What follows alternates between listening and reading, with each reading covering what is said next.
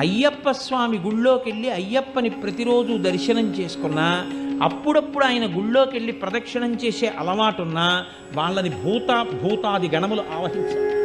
ఎందుకో తెలుసా అండి, ఆయన చెప్పు చేతల్లో ఉంటాయి.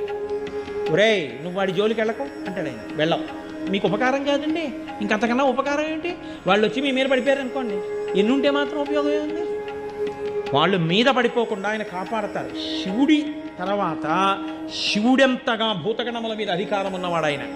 శివుడిలా ధర్మమునందు అనురక్తి ఉన్నవాడు, శివుడిలా గురువులంటే ప్రీతి ఉన్నవాడు, శివుడిలా జ్ఞానమిచ్చి మోక్షం ఇవ్వగలిగిన వాడు, విష్ణువులా పూర్ణుడు, విష్ణువులా పుష్కలుడు, విష్ణువులా ఏది కావాలంటే అది ఇవ్వగలిగిన వాడు, అమ్మవారిలా శక్తి స్వరూపుడు, అమ్మవారిలా నిరంతరము ఎటువంటి కదలికలైనా కదలించగలిగినటువంటి వాడు, ఎంత శక్తినైనా ఇవ్వగలిగిన వాడు, ఇన్ని కదలికలను ఆపి లయం చేసి మోక్షం